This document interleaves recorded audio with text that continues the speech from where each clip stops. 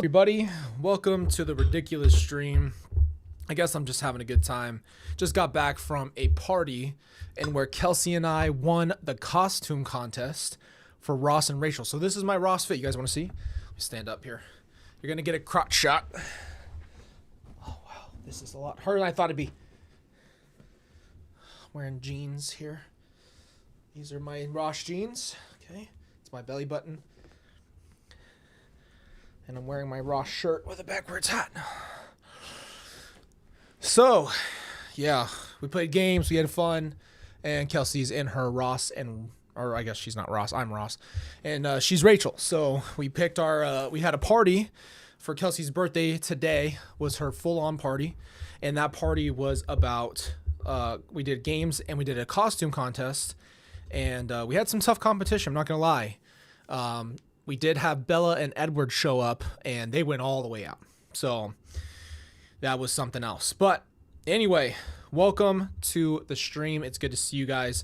What we're going to do is, first I want to update you a little bit because we have been kind of taking some time off, which has not been usual for us. We've been kind of busting through all of this stuff. And I'll have to send you guys, I'll put a picture on the community tab of Ross and Rachel together. But so yeah, my like I was trying to tell you guys the other day, my health just been really wild. Just went to the doctors yesterday and I'm trying to get in with a bunch of specialists. It has just been like really scary again. And it's just this like back and forth thing where I'm always worried and I've had a lot more symptoms. I'm very like symptomatic of having feels like I'm going to have another stroke or another TIA. Let's just make sure we're not making people feel scared for everything, but it is scary because it causes a lot of distress and sleeplessness and stuff like that. So I just want you guys to know. Tess, we were on a break. Thank you for your chat. We were on a break. And yeah, so I'm dealing with that. Apparently, according to the doctors, I am obese. So thanks, doctors. So anyway, I just want you guys to kind of know what's going on over here. We are going to continue going through the week. A lot of our streams and stuff are going to continue from Monday through Friday, so I'll let you guys know. But we are finally at the end of this trial. I feel like I've watched enough, I've seen enough, especially with the context of the other interviews and things like that. So there's a lot of context here, so we're going to be, done with that. This is closing arguments from the prosecution. They were going to watch tomorrow, or not tomorrow, I'm sorry, because that's Ava's birthday, by the way. Ava turns 4 tomorrow. On Monday, we're going to watch prior. So let's get to it, guys. Closing arguments, beginning with the state. Ms. Blake, once you're ready to proceed, you can begin your closing. Thank you, Your Honor. I'm going to test, is this working? It is. I've been waiting for this. And Your Honor, can I get the HDMI? Yes, I'll instruct the clerk to activate that. And may I proceed? You may, Ms. Blake. Thank you. What's that? This is a call from and paid for by Lori. an inmate at Madison County Jail. Damn. This call is subject to recording and monitoring. If you don't wish to talk, hang up now. Thank you for using Telmate. Hi, babe. Hello? Are you okay?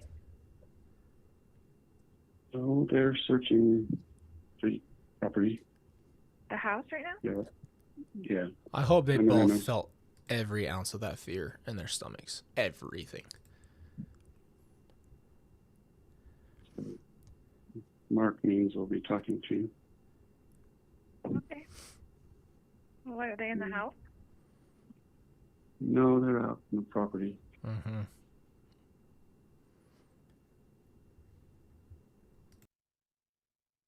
Three dead bodies on the defendant, Chad Daybell's property and or in the residence.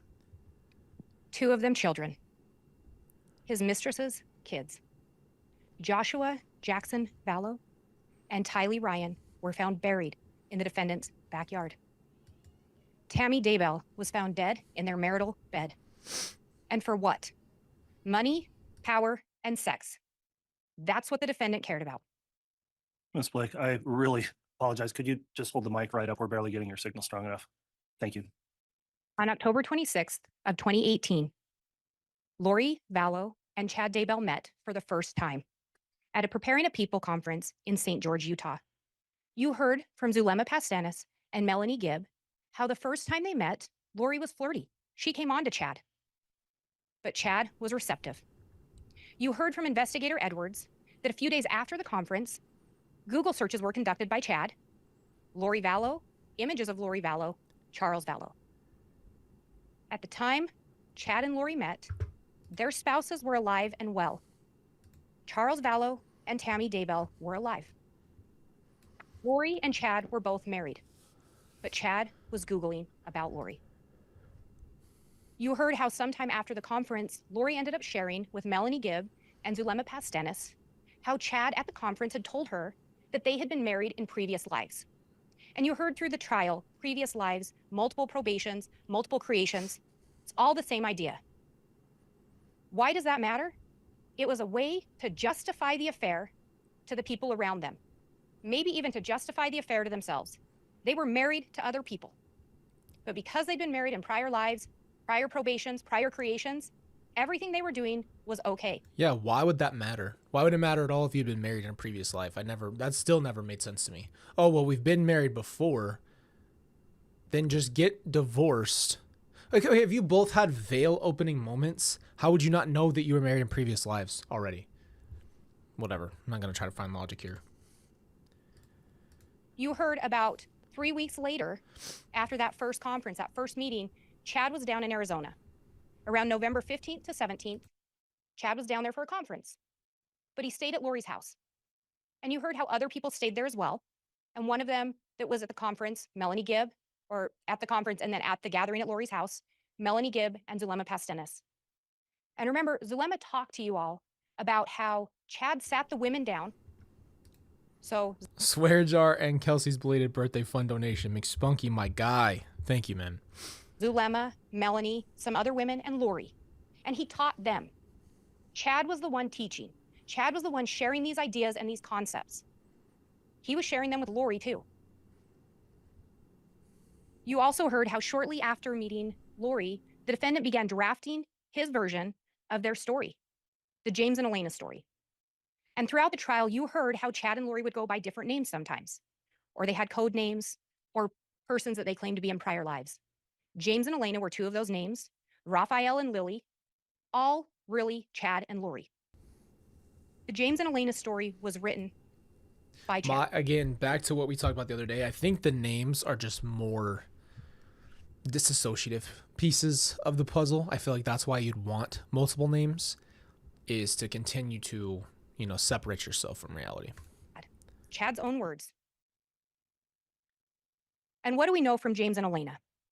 In James and Elena, and you heard about this from Agent Hart, and you heard about it from Analyst Heidemann. I don't want to hear it. James and Elena. Chad writes, at this time, their spirits could not be restrained any longer, and a long-awaited makeout session took place in that lobby.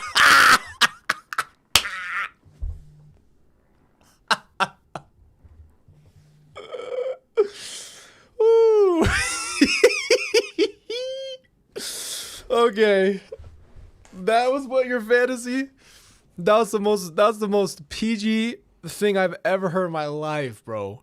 They couldn't wait anymore, and a long-awaited makeout session. You're so stupid, bro. Look at your face. This was manifest in the mortal world to James and Elena through the scientific phenomenon known as loin fire.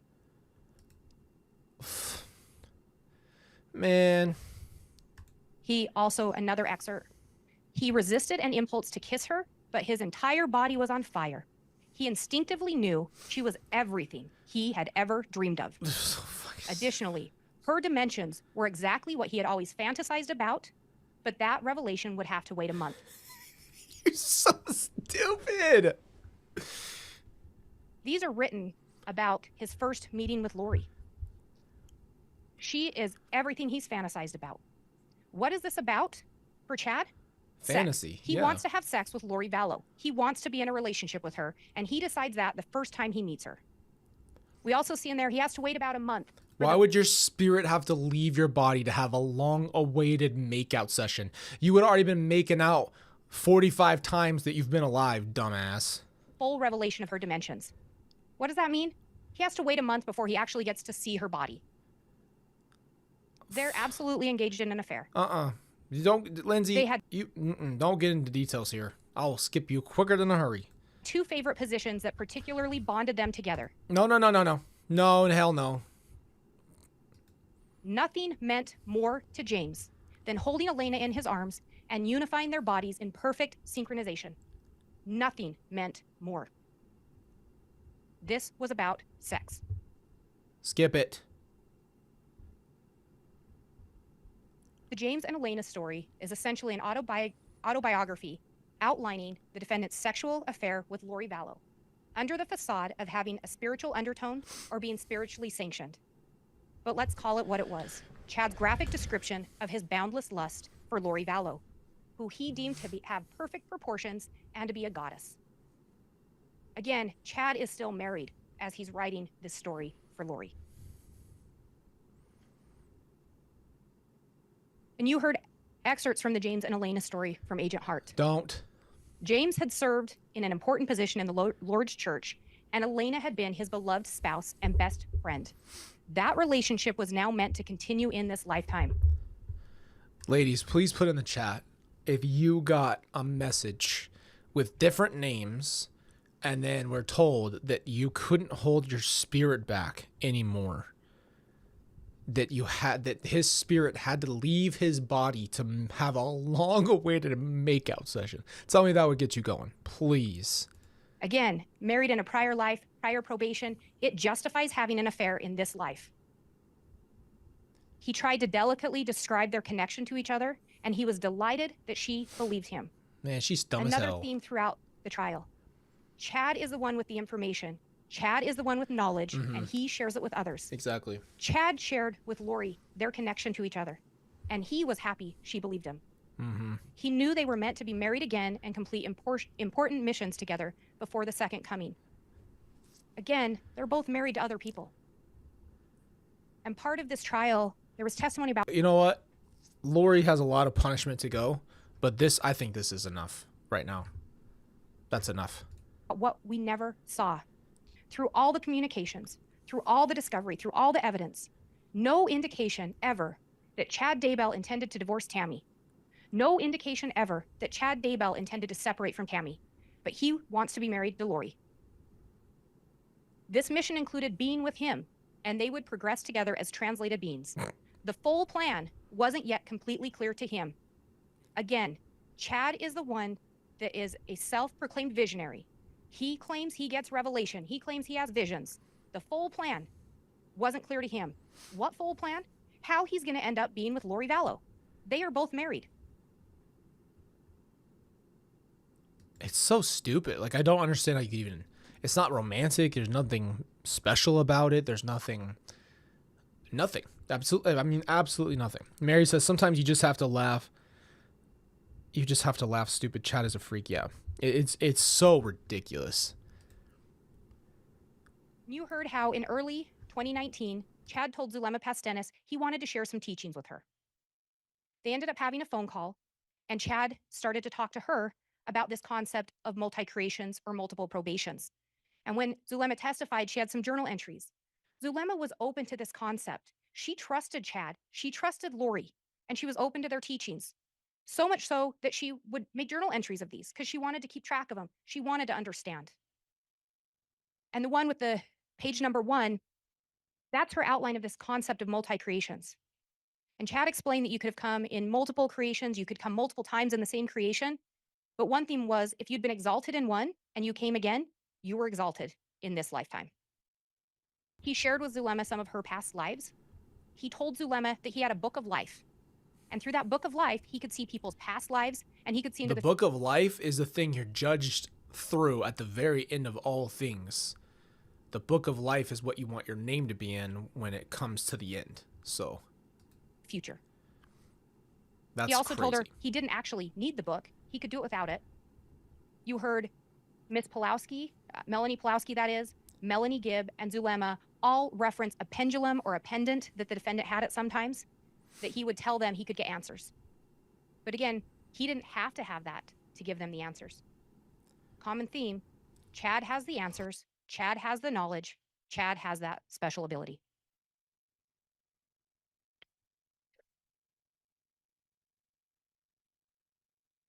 Shortly after this meeting in early 2019, Charles Vallow is deemed dark.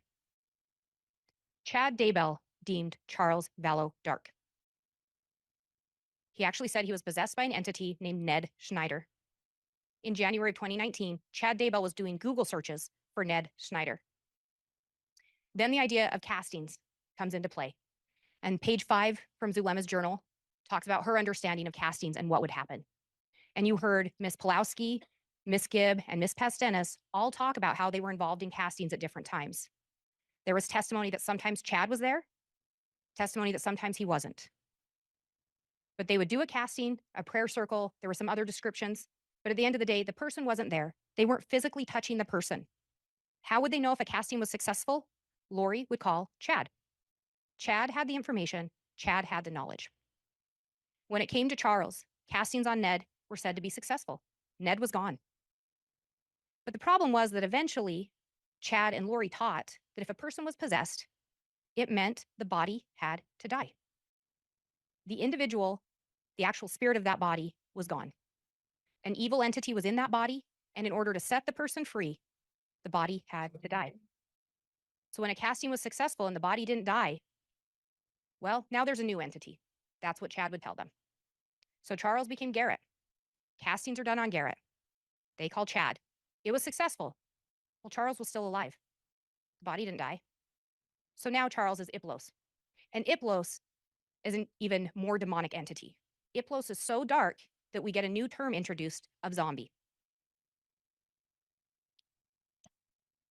The other thing that was going on around the same time, as Charles became Iplos,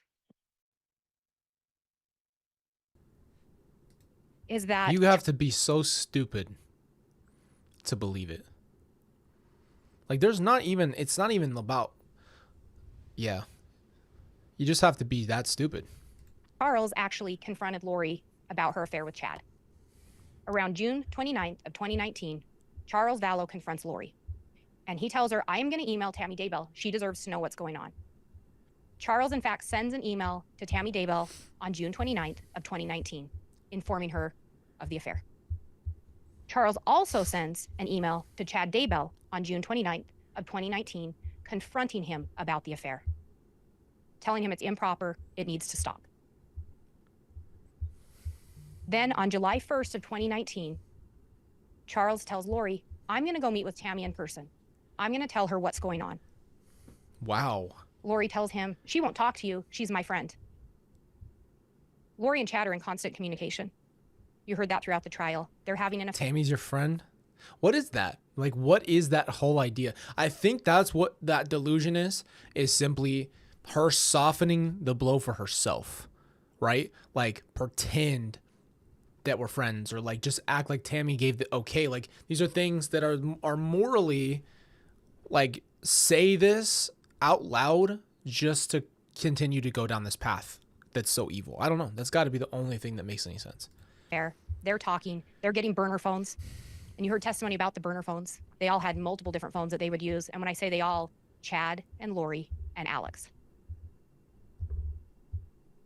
Only 10 days later, 10 days after Charles threatens to go and tell Chad's wife about the affair, Charles is shot and killed. He's shot and killed by Alex Cox in Arizona. We heard from the Arizona detectives that on that fateful day, Charles had shown up to take his 7-year-old son, little JJ, to school. Instead of getting to take his son to school, he wound up dead. Why? Because they set it Charles up. was dark. Charles was a zombie. And if someone's a zombie, if someone's dark, Yep. the body has to die. Exactly. There's no middle ground. I've been waiting for this. I've been waiting for the unlocking. Like, stop all the games. Let's stop asking questions. Just say what it is. We know that Melanie Gibbs said, she asked Alex, do you believe in these zombie teachings? Do you believe in zombies? Alex's response, 100%. Zulema asked Alex, or when we asked Zulema, did Alex believe Chad? Zulema's response, 100%. Yeah. I've told you guys from the beginning before I ever heard anything, I have a feeling that Alex was the absolute most believing of anybody. He was the stupidest. He did the most. And he was the most willing to do other things because he thought that he was atoning for his life, which just shows you how stupid he truly is. After Charles' death, Melanie Gibb talks to Lori. And you heard from her what was missing. No signs of grief, no signs of remorse. Her husband had just been shot and killed in her home by her brother. No signs of grief, no signs of remorse. Yeah, why would she? On July 11th of 2019, the other thing we know, Chad and Lori... She acted like it was a minor inconvenience. Like, sorry that happened. I'm pretty sad about it. Like, I've never seen anything colder than Chad and her. Even, it looks like, even from what we've heard from other people in this trial, Chad played off sadness a little bit better than Lori even did. Contact throughout that day. You heard that through Detective Werther's testimony. You heard from Detective Duncan and Detective Werther that there were several text messages exchanged in the morning hours of July 11th of 2019, with the last one being right around the time Charles Vallow would have arrived at Lori's house. Zulema said she saw Alex shortly after the shooting, and she asked him, "Are you okay? What's going on?" Because he also, no signs of remorse, no signs of grief. Alex's response to her, he was a zombie. Alex 100% believed in zombies. Alex 100% believed Chad. Yep. Chad said Charles was dark. Charles was a zombie. Chad said if someone's a zombie, the body has to die. Alex shot. Oh, look, hold on. After the behavior panel I've been reading, watch this. Charles was a zombie. Chad said if someone's a zombie, the body has to die. Alex shot and killed Charles Vallow. Did you see that? So this is a ploy. Again, remember, this is the courtroom, right? Let's look on where I am. Let me move myself. Let me move myself up here for a second. Okay. So this is the courtroom, right? Chad's right here facing the jury. So his face is this, and the jury can see his face and Pryor right there. So he's just probably pretending like he doesn't know, but he's acting like he shook his head. He's trying to go through body language to show that this is misconceptions. 100% believed Chad. Look, he's looking at the jury. He has very low eyes. They're like this. Very You also low. heard how at some point Chad had deemed Alex to be Lori's protector. He talked to Alex about how Alex had been her protector in multiple lives, multiple creations, multiple probations. Alex was here to protect Lori. And you heard that Alex relished that role. He relished having a purpose. He relished being part of this. One thing, though, Lori was upset about. Zulema had asked Lori at one point, if Charles is a zombie, why are you back with him? Lori's response, I need to get my finances in order. After Charles' death, Lori reaches out. That was my question, too. If he cheated on you, why would you get back together? If it's been this bad, she made it seem like Charles had been cheating on her. She said for years. So I assumed, because she said every time he was in California, he was with different women, this and that. It was like this chronic, like lifestyle of, being with different women for years. This wasn't like a, affair one time or one person. It was like all these affairs that he was having. To Chad to tell him, I'm not getting the $1 million life insurance policy. He must have switched the beneficiary. As they proceed through this conversation, Chad's response, interesting if it was him after he had 2 bullets in his chest. Yep, there you go. No remorse, no grief. Lori did message Chad, though, to let him know that it was probably Ned that changed the insurance before we got rid of him. Mm-hmm. She's messaging Chad that. She also lets Chad know, don't worry, I'll still get $4,000 a month in Social Security. Tylee Ryan's father had died, and Tylee Ryan had been receiving Social Security benefits. So Lori knew JJ would get Social Security benefits since Charles was dead. Lori was also going to get benefits since she was JJ's custodian. I did not know that.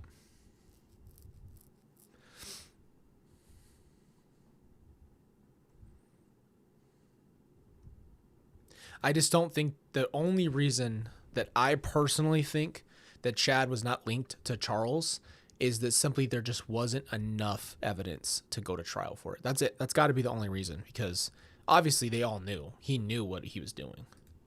7 days after Charles' death, Chad is texting Lori. I was told extreme changes are coming for me. I welcome them. Brandon asked, are we going to watch the jury interviews? They were really interesting. We could. I've never watched them. I've never seen them, so we could watch those as well. We're going to do impact statements after, Monday is the the defense, and then after that, it's, impact statements, and then we can do whatever you guys want after that too. Both. What were the extreme changes? Charles has been dead for 7 days. What extreme changes do we know happened in Chad's life? Well, his mistress's 2 kids end up dead on his property, and his wife Tammy ends up dead in their marital bed. Extreme changes are coming, and I welcome them. Chad and Lori engage in further text conversation throughout that month of July. Chad, at this point, they've started to talk about labeling people as dark. And again, Chad is the one that can do that. They start talking about death percentages. Chad, again, is the only one that can determine someone's death percentage. How close someone is to dying is determined by Chad Daybell. He tells Lori in this message, and keep in mind, he is talking about toddler children, young children. He decreased the pain tolerance to 1% and greatly increased his pain. He then asked Lori, do you want me to cause pain to those 2 3s? Who are the 3s? Again, remember, when someone's light or dark, there's also generally a numeric value or a numeric number assigned to that. In this case, 3 3s. So they were 3 dark. He ends up saying, yes, if they are going to act up, we'll at least give them a reason to scream. These are young children. Mm-hmm. And specifically, these are the children of Melanie Pulowski that are being referenced. Right after saying he's going to give these children a reason to scream, he's fucking psycho. That's what we need to recognize, how psychotic this man is. Murdering human beings, murdering children, cheating, like he doesn't care. He does not have any worry, but he won't do it himself. He'll have someone else do it. I love, cherish, treasure, and adore you. He wants to be with Lori Vallow. Chad messages her later in July. Every few weeks, I get to escape and have amazing adventures with my goddess lover. But then I have to return to my place under the stairs, feeling trapped. But I sense permanent freedom is coming. What did Chad need permanent freedom from? His family. He just returned from seeing Lori Vallow. His wife is still alive. He feels trapped when he's at home with his family. Who does Chad want freedom from? Tammy. And he senses it's coming. Yeah. Yeah, you know you're it's over. Cooked. Overcooked. You ever played that game? It's over. Nothing you could say at this point. We talked in this trial about how Chad and Lori would manipulate each other. In this text thread, Lori Vallow is upset with Chad. And Chad tells her, referring to Grandpa Keith, who's someone that's deceased, that he is supposed to warn her that she's unprotected. The angels are angry that Lori's ignoring him. And if she wants that protection back, she better talk to him. Yep. Lori's response, I love you. Chad, thank you, my love. I will get things restored. Stupid Chad ass. Manipulated Lori with... She's just as stupid as him to believe. She's actually, I don't know if she's worse. She might be worse. Jamie says, let her rip, Colb. Yeah, it's coming. It's ridiculous. And also, Lori's the #1 culprit here. She is the most responsible. Yeah, Chad was making this stuff up. This was mostly her family, and then Tammy was his. But she was in charge of all of this stuff, and she also helped, participated, and did everything with it. So power. Chad held himself out to be a visionary. He held himself out to have spiritual gifts, and he would manipulate Lori with that. Lori, on the other hand, she was frustrated. Her husband's gone. Chad's wife is still alive. Chad and Tammy have 5 children. They have a grandchild. Chad's life is undisturbed. And it causes contention between Lori and Chad because Lori wants Chad to be freed up now. So Lori's frustrated. I really do want you to. I just can't be in the way anymore. If things change, then we can talk, but we have nothing until things change. What needs to change? Tammy's in the way. Charles is gone. Lori can't I be think with it's Chad. because I hope this doesn't sound insensitive. This is just me logically putting steps together. But basically, it feels like Lori was saying, I committed to so much to the point where I was willing to kill my spouse. It's your turn. And he wasn't doing anything. How sick are they? There's no words. Because Tammy.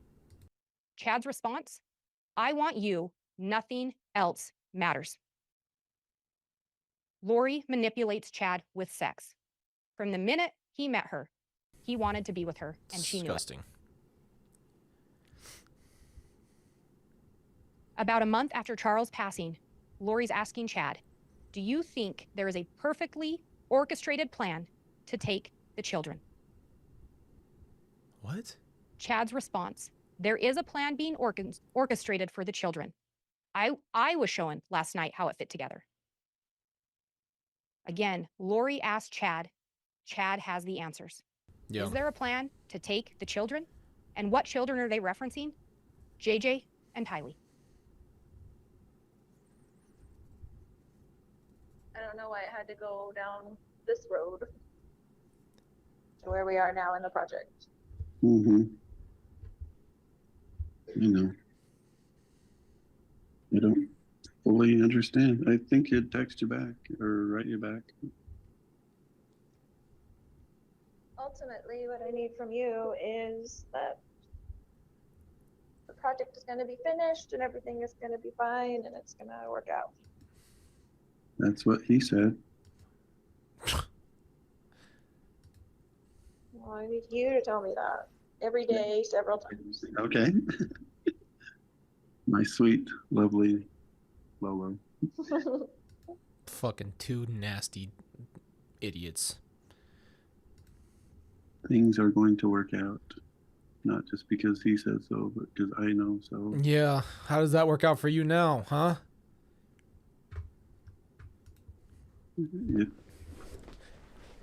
It's a marvelous plan. Yeah, it is. It's like How do you know hiccup. so? Because he's fucking lying to you, dumbass. Wake up and smell the shit. How could you even believe for even half a second a word that comes out of his mouth that he's guaranteeing you that things are going to be okay? You were originally arrested for the fact that you couldn't produce your children. That's what it was.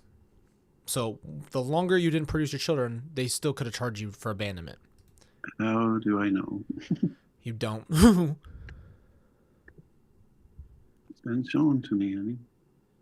Yeah. I've How's that seen working? Those beautiful eyes filled with tears as she sings to amazing groups of people. And I've seen that wonderful body dance to heavenly songs. What the fuck is wrong with you? You are such an idiot, bro. Your purpose is only beginning. It's hardly begun. And it will be the pair. It won't be solo. He left her so quick too. Ditched her. And it's going to be incredible. Be cholo and not I have solo. absolutely nothing. That's right. Yep. It will be the Eurythmics. No solo careers.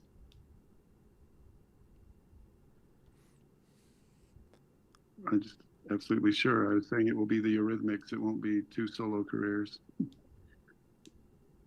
know, but I'm saying you said you have absolute what? Confidence? Absolute assurity, confidence, confirmation. Good. Yeah, how confident was this Going mother? to be Oh my bad. gosh, how confident was he when he called your ass and they knew? I'm so glad this is how you two talk to each other. That is the only joy I can have, is knowing that this stupid shit was being said between you two, that you thought with a shirt, he was promising you that it was going to be okay. You guys are so, oh my gosh. Scene. There's some things that aren't going to be altered.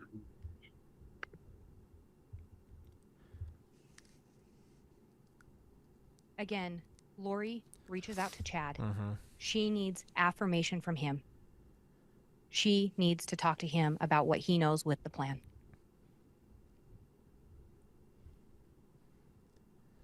Lori asks Chad if she should be doing anything in relation to the plan. Chad's response? He tells Lori the Lord told him they just need to keep resolving the telestial issues so they are unencumbered and fully free. What are telestial issues? Remember, telestial means earth. Mm-hmm. They need to resolve the earthly issues, earthly obstacles, so they can be unencumbered and fully free. Chad tells Lori on August 10th, we're so close to the finish line. On September 3rd, Lori is letting Alex know, that Chad and she are trying to get to the bottom of what they need to do to completely eliminate zombies. Oh my gosh. And she lets Alex know, I'm sure you will be told also. Alex couldn't rate people. Alex didn't discern if people were light and dark. Alex got the information from Lori and Chad. Lori got the information from Chad.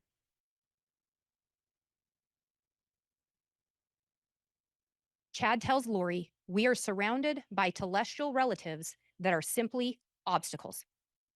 Earthly relatives that are simply obstacles are surrounding Chad and Lori. And again, he tells Lori, I want to be with you. That is my greatest hope and dream.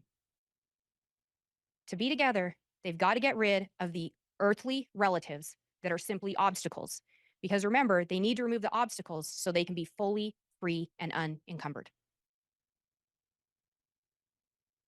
Shortly after Charles' death in early August of 2019, shortly after Charles' death, Chad Daybell travels down to Arizona, and he stays in the residence where Charles Vallow has recently been shot and killed. Zulema talks about seeing them there. She talks about the fact that she thought they were maybe acting inappropriate, given the fact that Tammy was still alive. Chad assured Zulema that Tammy was going to die, and that Tammy would be okay with he and Lori being together because Tammy was going to move on to her mission. His mission, again, it's with Lori. He says that time and time again. We have a mission together. It's he and Lori. He decides Tammy has her own mission. Why? To justify the affair. Zulema talks about how in August she notices a change in Alex and Chad's relationship. Again, Alex has just shot and killed Charles Vallow, and now he and Chad seem to be closer. She talks about Chad giving Alex a blessing, and in the blessing, he tells Alex that Alex needs to move to Rexburg. Alex had no known ties to Rexburg outside of Chad Daybell. Alex trusted Chad so much that he flew back with Chad to check out Rexburg. Eventually, Alex was told that he was exalted. And remember, we talked a little bit about that, and you heard about it in the trial. If someone was exalted in a prior life or a prior creation, they were exalted in this one. And you heard Zulema talk about how Lori would address that. If Lori did something and she was asked about it, she'd tap her hand, doesn't count for me. Yep. It didn't count for her because she was exalted.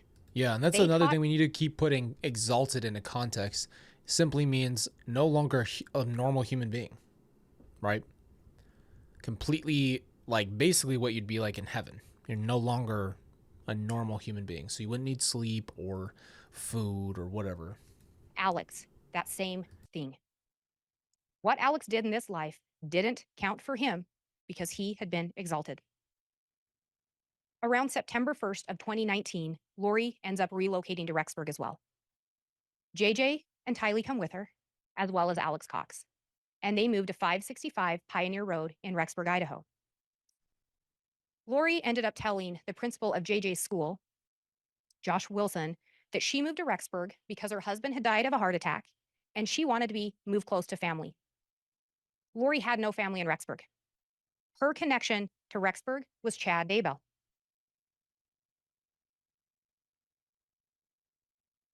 Shortly before moving to Rexburg, you heard from Detective Considas and forensic accountant Mike Douglas that Lori switched Tylee's Social Security money that she got from her father to go into an account associated only with Lori Vallow. That change was made on August 16th of 2019. They then moved to Idaho around September 1st of 2019. Before Lori moved to Rexburg, Chad had already shared with her that Tylee was dark and JJ was dark. And we know what has to happen if someone's dark. Look, someone's look at dark this and stupid shit. they're an earthly. Acting like he doesn't know better. Watch They then this. moved to Idaho around September 1st of 2019.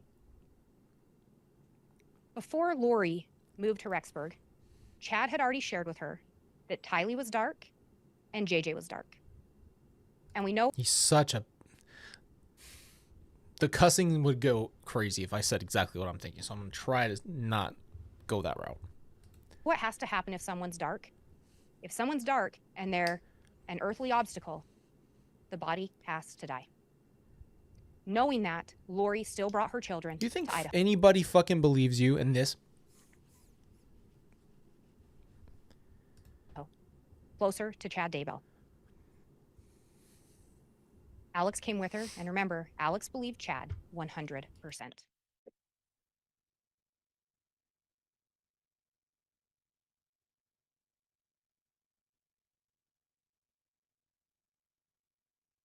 In July, 7 days after Charles' death, Chad Daybell texts Lori, "I've been instructed to focus my efforts on Hillary."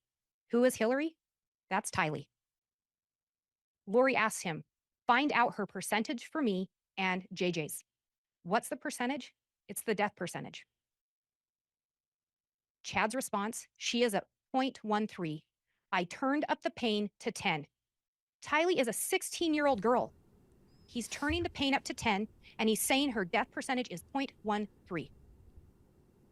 He then tells her that Raphael, another name for Chad, visited him talking about JJ and told him to follow Amy into the light. We all know what it means if someone says, follow someone into the light. July 23rd, again, Lori to Chad, check Tylee. Why does she want Tylee checked? She's being super sweet and helpful.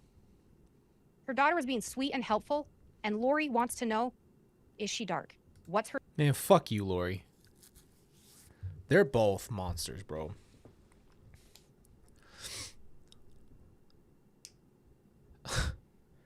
That was the reason. She's nice and helpful. She must be a dark spirit. There must be a demon inside my child that I birthed, mind you. My own flesh and blood. her death percentage. And who is she asking for that information? Chad Daybell. On September 8th of 2019, Tylee, Alex, JJ, and Lori take a trip to West Yellowstone, a seemingly normal family outing. However, we know that was the last time Tylee Ryan is ever seen alive. And what is Chad Daybell doing on September 8th of Something 2019? tells me that too, about that trip, that I'll never... There was like, okay, so you think that they're a demon, but then you take them on a trip.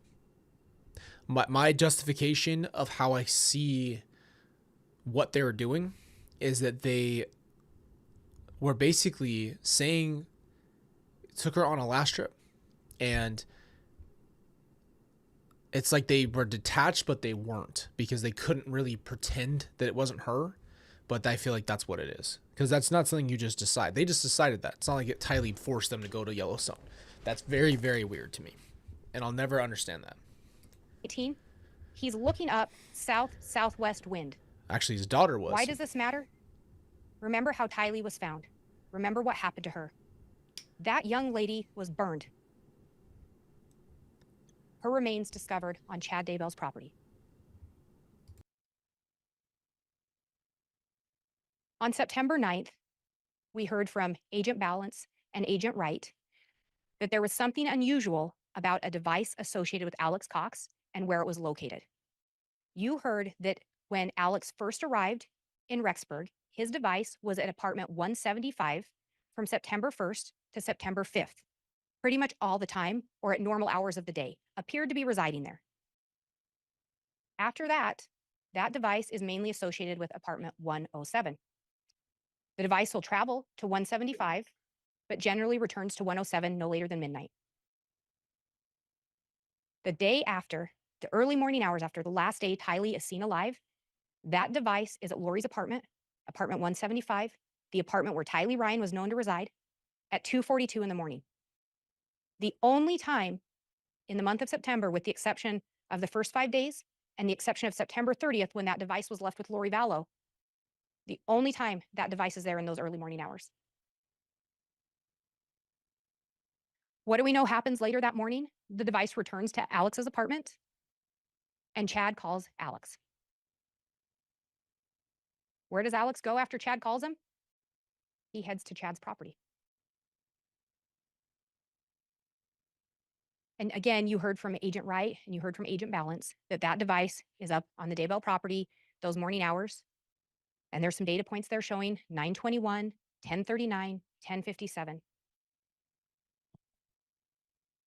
And what do we also know happened on the morning of September 9th? Chad Daybell sends a message to his wife around the same time that device is there. Well, I've had an interesting morning. I felt I should burn all of the limb debris by the fire pit before it got too soaked by the coming storms. Limb debris, not tree, limb debris. While I did so, I spotted a big raccoon along the fence. I hurried and got my gun, and he was still walking along. I got close enough that one shot did the trick. He is now in our pet cemetery. Fun times. Where was Tylee Ryan's body found? Where those red data points are. In Chad Daybell's pet cemetery. Some of her remains in the fire pit. Where does Chad go after that? Or excuse me, where does Alex's device go? Back to Lori's. Chad calls Alex. He heads right up there. Alex goes Lori's apartment, Alex's apartment, Chad's property, back to Lori's.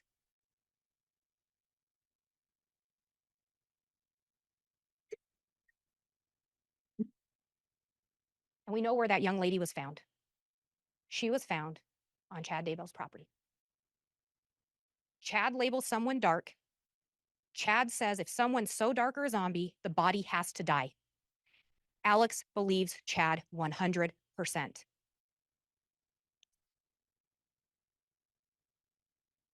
You heard that the burned and charred remains of Tylee Ryan were found on Chad Daybell's property. You heard from Dr. Garth Warren that Tylee's manner of death was homicide with the cause undetermined. Why was the cause undetermined? Well, you heard from Dr. Angie Christensen, and you also heard from Dr. Bartlink how Tylee's body was burned. Dr. Bartlink even indicated, depending on what accelerant was maybe used, Tylee could have been burned within 2 hours.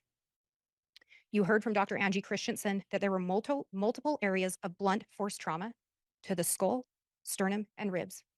You then heard Dr. Bartlink confirm that. In addition, there were 18 sharp force impacts.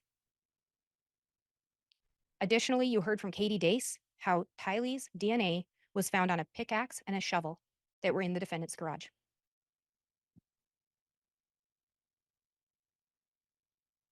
We also heard from Alice and Todd Gilbert, and Alice Gilbert talked about how when Tylee was still missing, before she was found, Alice... I did not know all that.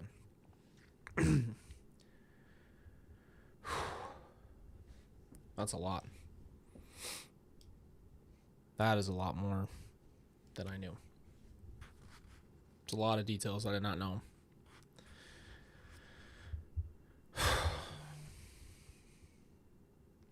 Thank you, Sweeney. Man, fuck all these people, bro. How can you even do that?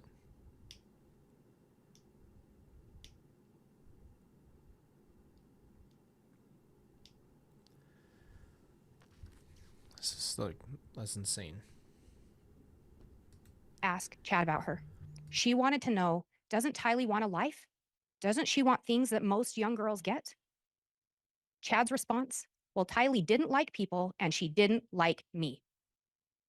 What stood out to Alice? Tylee hadn't been found yet, and the comment was in the past tense.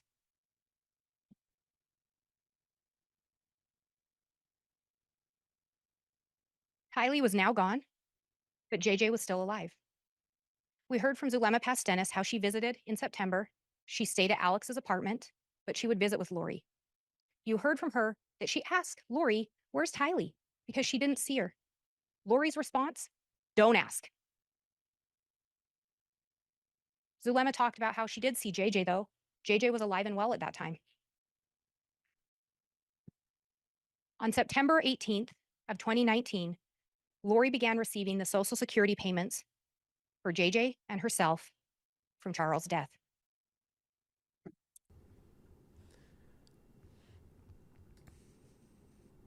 Back in July, Nani Ann, thank you.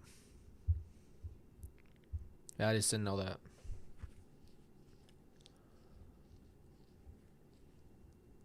I just didn't know all the specifics of that. again, shortly after Charles' death, Lori's asking Chad, "I need you to check JJ." Why? He was calm and wanted to watch movies. Her kid's calm and wants to watch movies, and her first thought, have Chad check him. Chad's response, "JJ is at a 2. He On wanted August them out of 10th the of way 20 so he could be with Lori. She wanted them out of the way so she could be with Chad. Even though anybody else would have taken the responsibility on, including Kelsey and I. We were like 20, what, 1? 22? 22? Then 21. 19, Chad messaged Lori that JJ was getting close. Says, "When I was sitting across from him eating bacon, I sensed he was barely attached to his body." That makes no fucking sense. It makes no sense. Lori wanted it too, you know? You can't really blame. Chad's just a fantasy. Tell you whatever you want to hear. He's the Palpatine, luring you in with words. But Lori is the one doing it, and Alex and her are physically allowing and starting and doing it.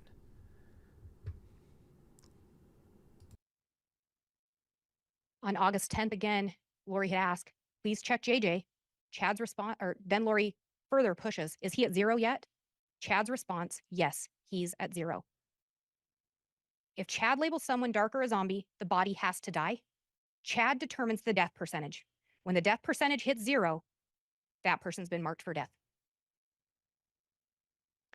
On September 23rd of 2019,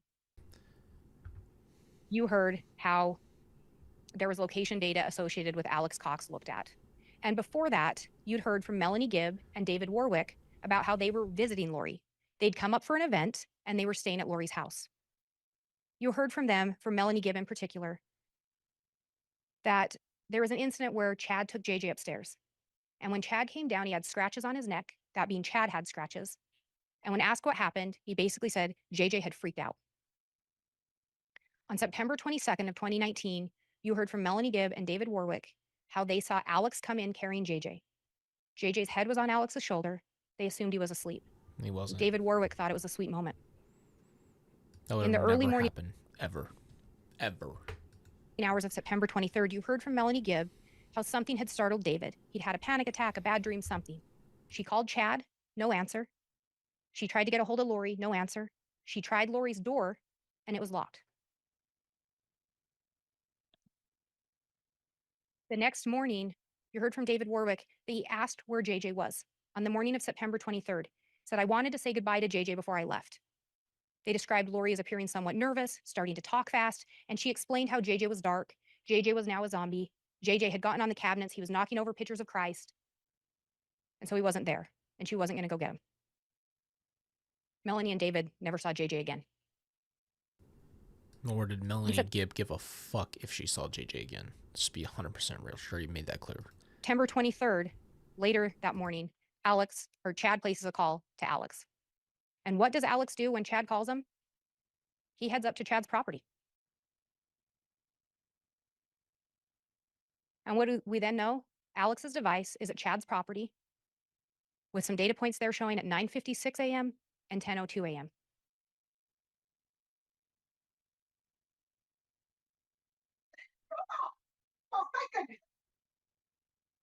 we know where JJ was found. JJ was found on Chad Daybell's property, close to where those red data marks are.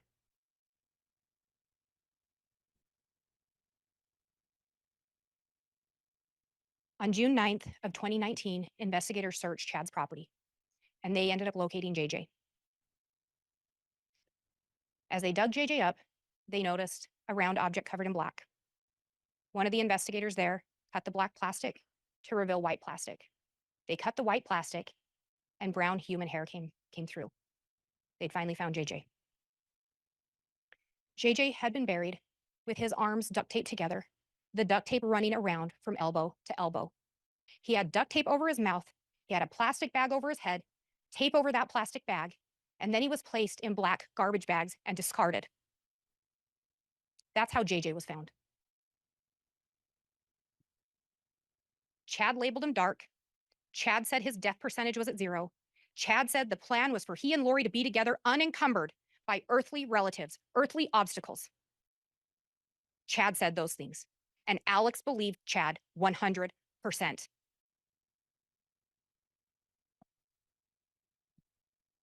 Chad knew Lori was receiving Social Security money. She told him, "We saw that message. I'm still going to receive the $4,000." She was actually receiving more because she'd switched Higley's money to go to her as well. Chad labeled her children. I guess my biggest thing always when I hear this is just, I don't want them to be known and remembered only for that, you know? That's just not who they were, and they didn't deserve this. But they're just, yeah. Thank you, Tanya, very much for your chat. Dark. Their bodies were buried on his property, hidden from those looking for them.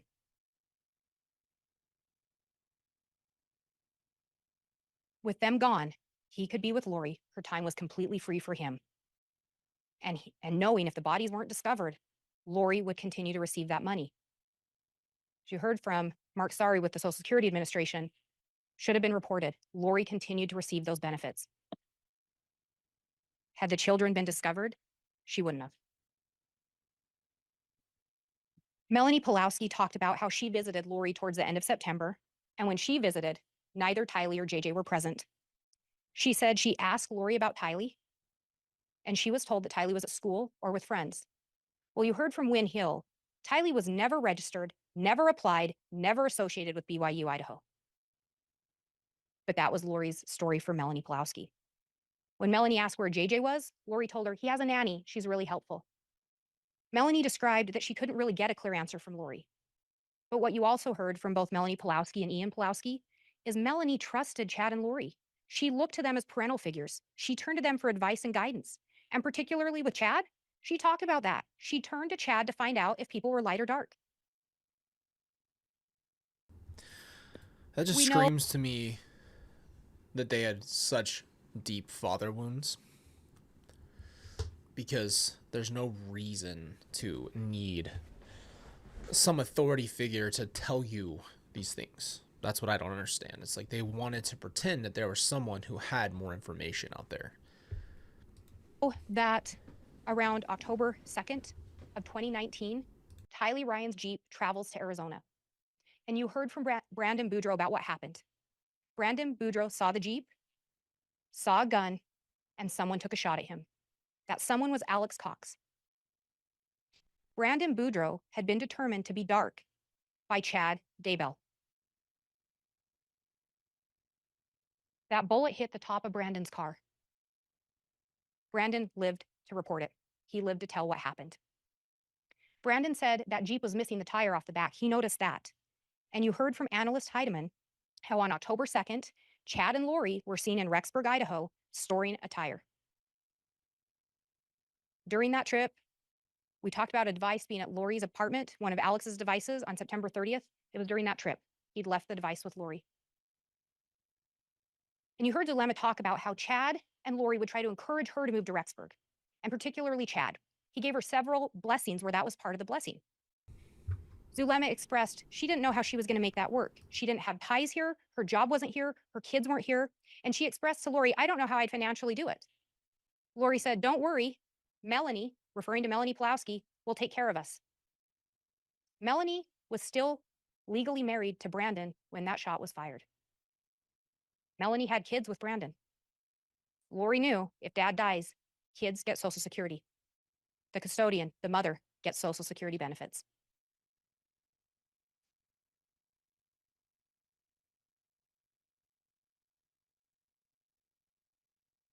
Just days later, on October 4th of 2019, Tammy Daybell travels down to Utah. Now, you heard testimony that was rare for Tammy to go on a long trip alone. She didn't like to drive alone. But you also heard Chad was supposed to go with her and he backed out. Why did he back out? Well, we saw the messages between Lori and Alex about how she and Chad were going to get to go on a real date. Tammy was gone to Utah.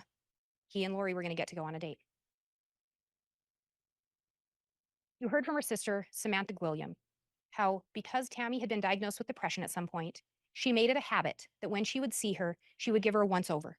She would check on her, make sure she looked healthy, make sure she didn't appear to be suffering with the depression. Samantha did that on this. Did we ever hear that from anybody else in Chad's kids or anything that she was depressed? Trip. And what did she notice? Tammy appeared fine. She noticed no physical problems. Tammy reported no physical problems. She reported no medical issues to Samantha. Samantha saw none. In fact, what did we hear? Tammy put on a clogging routine. She had a nice visit with her family.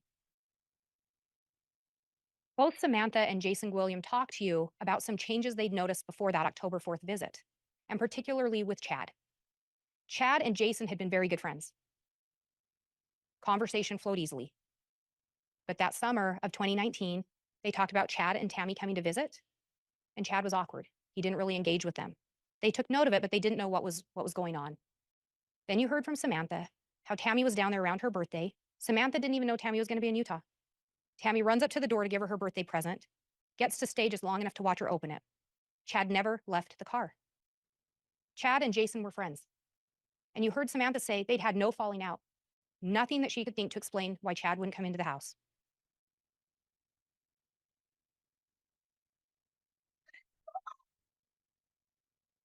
Again, back in July, when Chad and Lori are talking about death percentages, Chad tells Lori he got the inspiration to go back to he uses my original death percentages that helped us track Charles, Ned. Chad had the death percentages to track Charles. Tammy is very close. Her percentage has fallen steadily since Iplos left. It is encouraging. Charles Vallow was killed on July 11th of 2019. Since he left, Tammy's levels were dropping. Chad then tells Lori, Tammy is at a 3. Chad tells Lori on July 30th of 2019, this afternoon, Tammy said she felt lightheaded, as if her body and spirit weren't connected. Interestingly enough, Coroner Dye made a similar note in a report that Chad told her something along the lines of Tammy not feeling connected to her body. Chad said that back in July. See that? He just agreed with it. On October 5th, Look at Chad connected. Watch. Right here. Interestingly enough, Coroner Dye made a similar note in a report that Chad told her something along the lines of Tammy not feeling connected to her body. This is all, Lori did the same thing. When I was there, it was one of the first things I noticed is that they are playing a part again for the jury. And so they're making it look like that he only does it when it is going to help his case. He has no empathy when it comes to death, no care that there's people buried in his backyard, children buried in his backyard, doesn't care about anything else. But when it comes to something that he could, oh yeah, though this happened, he shows some kind of reaction. Chad said that back in July. On October 5th, Chad messages Lori, big news about Tammy. The short version is she has been switched. Tammy is in limbo, and a level 3 demonic entity named Viola is in her body. Tammy's now a zombie, essentially, or she has a dark entity in her. Again, someone's dark, someone's a zombie, the body has to die. And Chad can tell and controls the death percentages. Look at that. Look at this. She has been switched.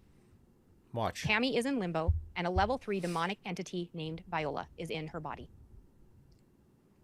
Tammy's now a zombie, essentially, or she has a dark entity in her. Again, someone's dark, someone's a zombie, the body has to die. And Chad can tell and controls the death percentages. He looked at and he even showed his performance. I can see it because my screen's a little bigger over here. He looks at the jury right after this is said. His eyes turn. Chad goes on to tell Lori, I have now checked 3 times since I got home and get more affirmative answers each time. Chad then tells her, not fully sure of He's the doing timing the for Lori. removal. It's like this unfortunate kind of shit like that. But once her actions verify the differences, I don't want to wait.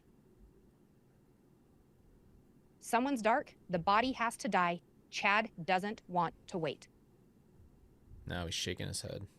On October 9th of 2019, you all heard about an attempted shooting of Tammy Daybell. Earlier in the day, a device associated with Alex Cox traveled down to Sportsman's Warehouse, and you heard how Alex purchased several items. They were all dark in color, a face mask, a knit beanie, frog pog pants, and mittens. And you heard the gloves were a flip mitt. You could pull them back to do things that you needed your fingers for, such as shooting a gun. You heard how later on the 9th, after going to Sportsman's, that device drove up by the Daybell residence, didn't stop, but was in the vicinity, and then left back to Rexburg.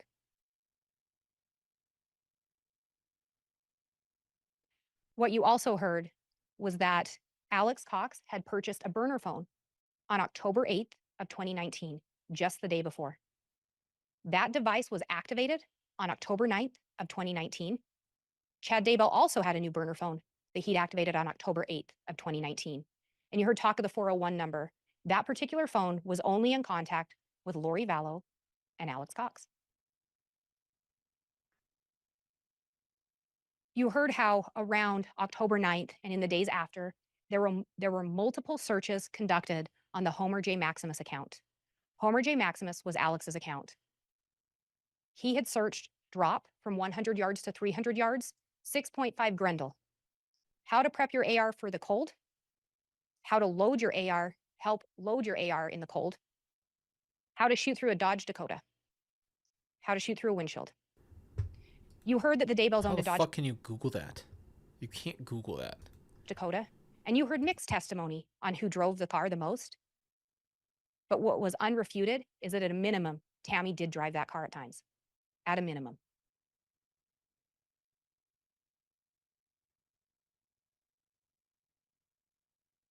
On October 9th of 2019, there were multiple messages exchanged between Alex, Chad, Zulema, and Lori.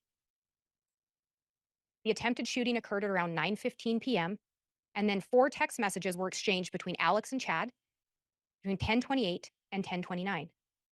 Remember, Alex's normal phone or his usual device was left at his apartment, but he had just activated a burner phone. You heard from Zulema that on the same day and around the same time, Lori invited her over to Melanie Pulowski's house in Arizona to conduct a casting on Tammy. And Zulema had told her, we finally have it figured out. We really know how to do this.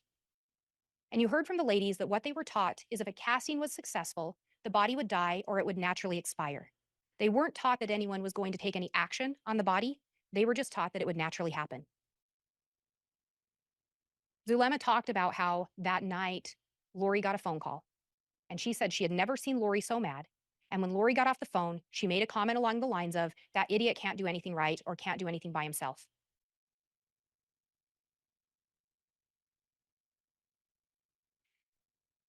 And when we talk about the timeline on October 9th, you can see there were multiple communications between Chad and Lori and Alex and Chad. The other thing that you notice on here is this incident is reported at 9:41, originally by Joe Murray. And you heard from Joe Murray, he's Tammy's son-in-law. You see that the Fremont County Sheriff's Office was dispatched at 9:45 p.m. And then at 9:49, Tammy made a call into the non-emergency line in Fremont County. 9:52 is when the Fremont County deputy arrives on scene.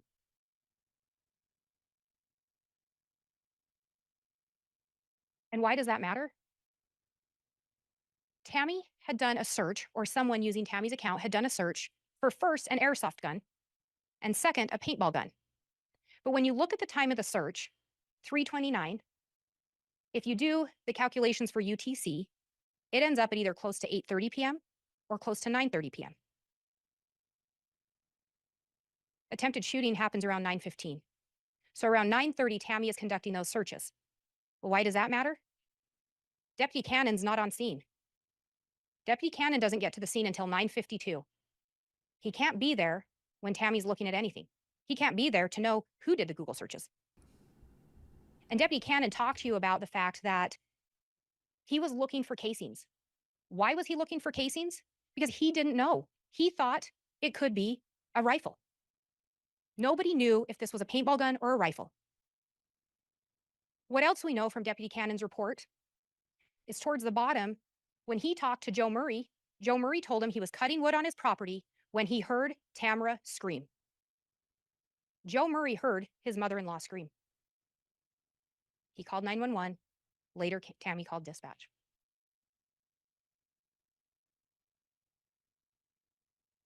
We know Tammy sent an email to her son, Mark, and we reviewed that email several times.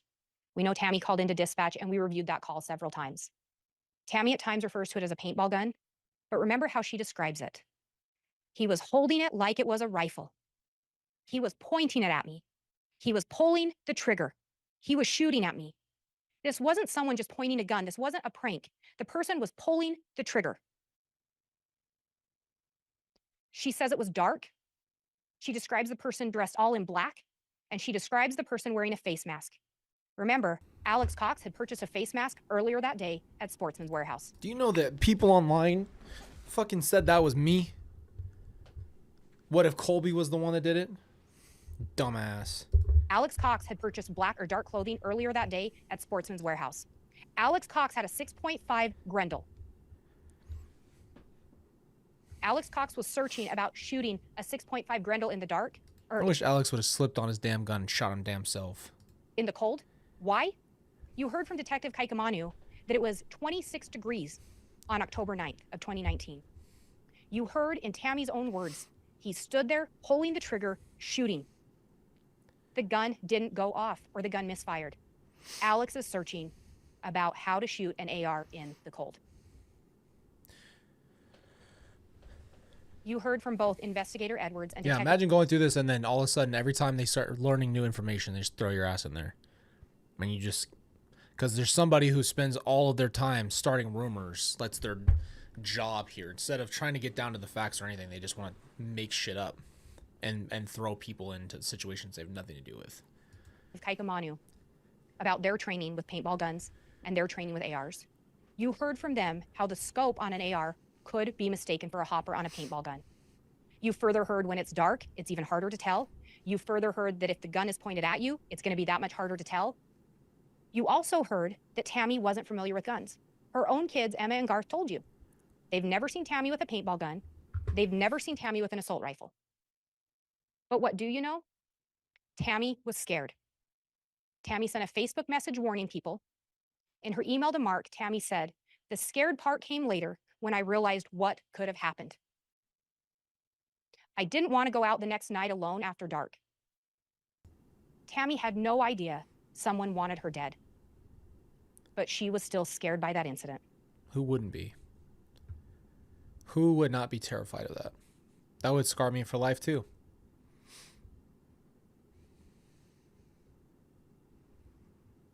And we talked about how Alex had done some additional searches, or that account had, about how to shoot with the AR. And you heard how Alex was going to the shooting range in Fremont County from Detective Kaikamanu, and that was before and after this attempted shooting of Tammy. And you heard from Agent Wright how he was going to the shooting range in Rexburg, and he was practicing to shoot long distances. Mm-hmm. And you heard from Investigator Edwards. He talked to you about how he looked at that gun. He looked at that Grendel 6.5, and it had a pin that was loose. And he explained to you about how if that pin had come loose, that could cause the gun to misfire. Alex didn't know why the gun misfired. That's why he was looking at shooting an AR in the cold. Instead, we do not know of any other attempted shootings of Tammy Daybell. Instead, what we know is that on October 19th of 2019, Just before 6 a.m., Chad Daybell and Garth Daybell made a call to 911 to report Tammy's death. Remember how Garth described her. She's stiff and cold. Remember what Chad said. She's clearly dead.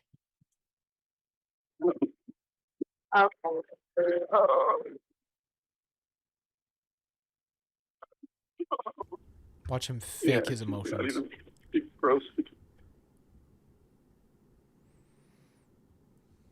A little over 24 hours you're right. from reporting his Gross. wife's death, Chad messages Lori, "I know exactly how you feel.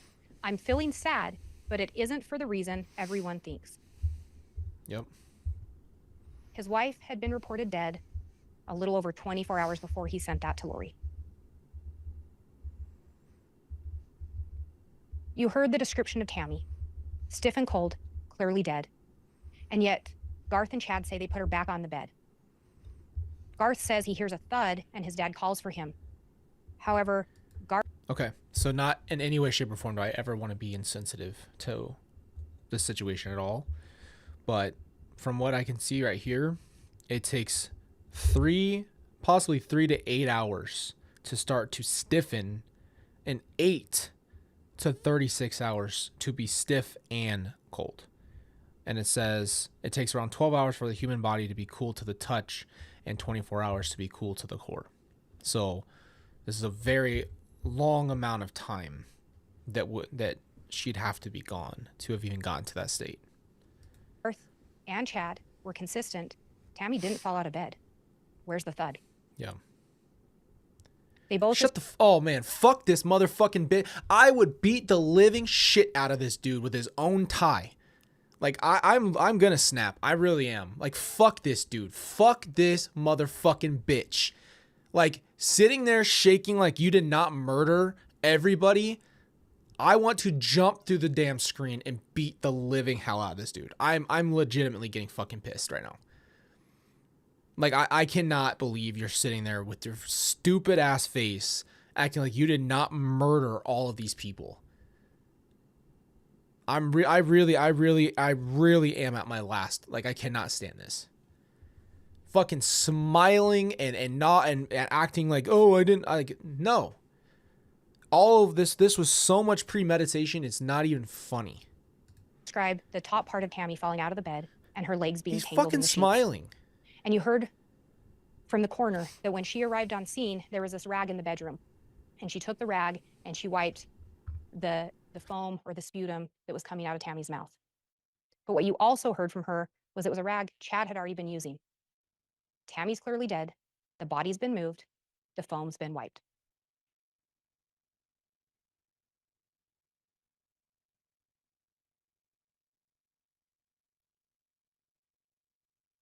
And if we back up to October 18th of 2019, we know Lori was in Hawaii. She was in Hawaii with Melanie Pulowski. You heard how Alex took her down to Las Vegas to drop Lori off at the airport shortly before that. But what's more telling than who was in Hawaii is who wasn't. Melanie Pulowski told you Alex Cox was supposed to go with them on that trip. Alex didn't go because Chad needed help with something. Tammy was possessed. Her death percentage was low. Alex believed Chad 100%.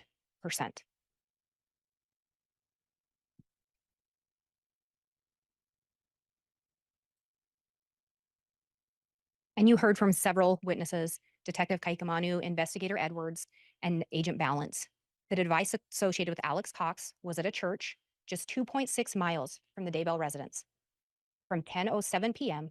to 10:45 p.m. on October 18th of 2019. Chad needed Alex's help with something. You heard testimony. Alex didn't know anyone else in the area. He knew Chad. Alex didn't know Tammy, but he knew Chad. At 11:53 p.m., the phone, again, there was a data point, about a 7-minute drive from the church.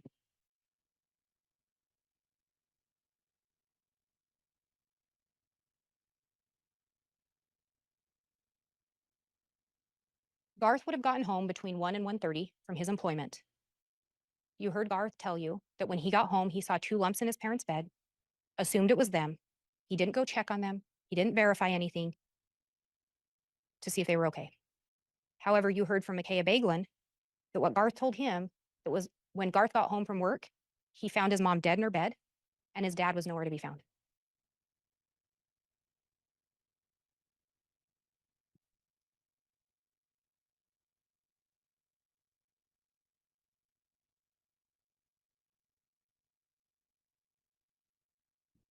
And you heard from Deputy Greenalch, and you heard from Deputy Coroner Wilmore and Coroner Brenda Dye. And you heard them talk about what Chad told them when they were on scene. And the statements changed over time. The statements changed as new people came in. Coroner Dye mentioned something about seizures. All of a sudden, oh yeah, Tammy was having seizure-like activity. Nothing in Tammy's medical records support low blood pressure. Nothing in her medical records support seizures. Nothing in her medical records support any kind of a negative drug interaction between homeopathic medications or any other medications Tammy was on. Those were statements Okay, provided. he's smiling. This is not. This is no longer the dropping frown. This is him smiling because this is what a psychopath does. Let me be very clear. I will set up an exhibition. A ref can watch. It can be in a boxing ring. There can be multiple refs. And that way there's no cheating, just hands. We can put up as much money as we want. We're going to donate to charity. If Chad wins, he gets the purse. If I win, it goes donates. I don't care about anything. Just 3 rounds. 3 3-minute rounds. That's all I'm asking for. Very short rounds. And I'll go up, down, and wait, whatever we got to do. Set it up. Do it. And we can do it tomorrow. And just hands. That's it. Let it happen. By Chad Daybell. Initially, based on the information provided solely by Chad, no autopsy was ordered. However, just weeks later, the Fremont County Sheriff's Office was contacted by the Gilbert Police Department about that attempted shooting of Brandon Boudreaux. They'd linked the Jeep that was used in that to the Fremont County area. And more specifically, they wanted them to check if it was at Chad Daybell's property. Shortly after that, an investigation was launched by Fremont County into Tammy Daybell's death. This included exhuming her body. Her body was exhumed so the Utah Medical Examiner's Office could perform a full autopsy and conduct an investigation into the cause and manner of death. And they in fact did that, and we'll come back to that in a little bit. After Tammy's death, you heard how Chad told multiple people that he couldn't stay at the house anymore. He was going to move in with a friend. This was right after Tammy's passing. You also heard how Tammy died on October 19th of 2019, or that's when she was pronounced dead. That was a Saturday. Funeral was held in Springville, Utah on Tuesday, 1 working day to get everything ready. You heard Todd Gilbert say how it felt like Chad just wanted to get it over with.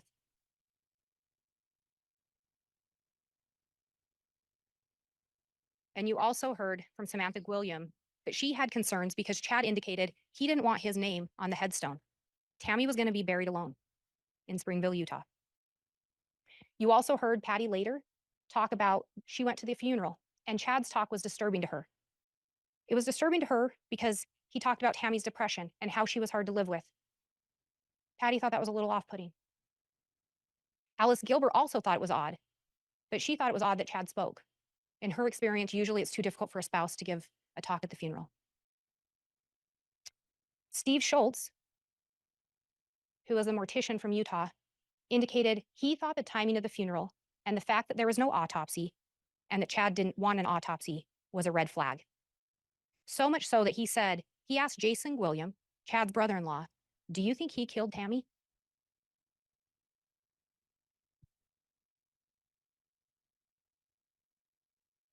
When we talk about the timeline of October 18th to the 19th, you can see the communication. Text between Chad and Lori and Alex, Chad and Alex, Alex and Lori, and it goes on.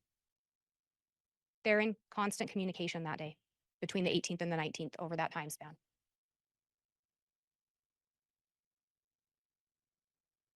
Tammy Daybell had an autopsy conducted by the Office of the Utah Medical Examiners.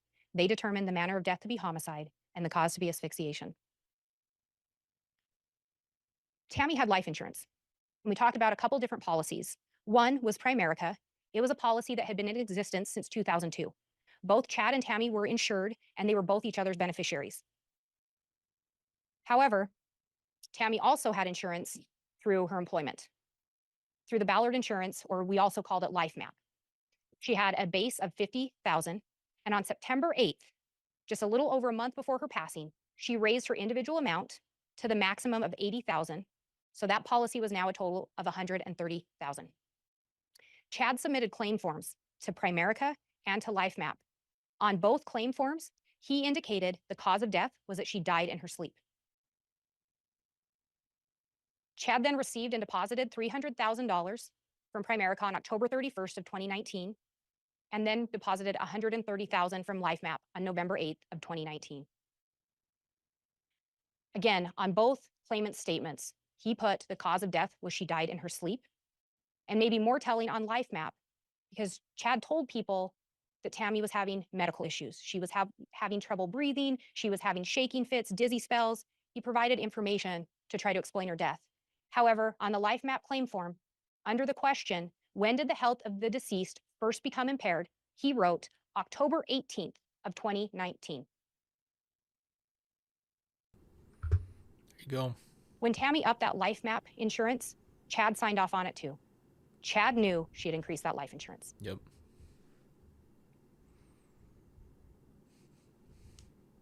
You heard how just days after Tammy's death, Chad went and visited with Alice and Todd Gilbert. And he told them about Lori. And shortly after, he brought Lori to meet with them. And Lori and Chad talked about their plans for a future, their plans to be together. What else was telling about that visit? They asked about kids. Chad's response to Alice, Lori had a daughter that died. Tylee hadn't been found yet. They went to dinner with Chad's parents, and you heard from Sheila Daybell. Lori told her, I have a daughter that died. We know on May 6th and 7th, Chad and Lori Googled searches for malachite rings. This was during a time that Tammy and Charles were still alive. We know So I just want to stop really quick just so I can just kind of straighten out my mind. This is a lot. This is just a lot. And I know it's important, and that's all important. It's just a lot to process. But I've been watching real quick. I've been watching the making of a bunch of movies, and I was watching like Avatar and Star Wars and all these things of like people explaining their creative processing. And I'm bringing this up for a reason, so give me 1 second. The main point is how much time the writers themselves, the creators, and all the thought and the ideas that they put into this. That's what I'm trying to wrap my head around, is the amount of time that Chad had spent creating this world. You have to see this in a very specific world. Yes, there's religion there, but it's a lot of made up stuff too. And so he spent hours and hours, and they're just role playing together of this whole fantasy idea and like the malachite rings and all these specific things. And it's just crazy. I don't know. It makes it all more insane because it just shows how detached from reality they really are. August 14th, Lori attempted to purchase a malachite ring. Again, on August 25th of 2019, she again attempted to purchase a ring. Charles was dead. Tammy was alive. On October 2nd, Lori purchased 2 malachite rings.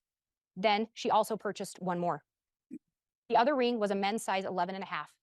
And what's telling is that ring was returned on October 4th for a size 11. Then on October 25th, it was returned for a size 10, and that ring wasn't returned. That ring, however, resembled the ring Chad Daybell was wearing in their wedding photos when he and Lori got married on November 5th of 2019, just 17 days after Tammy's death. Chad filled out a rental application for Hawaii. What did he put in there? Clean couple with no pets or children. No pets, no children.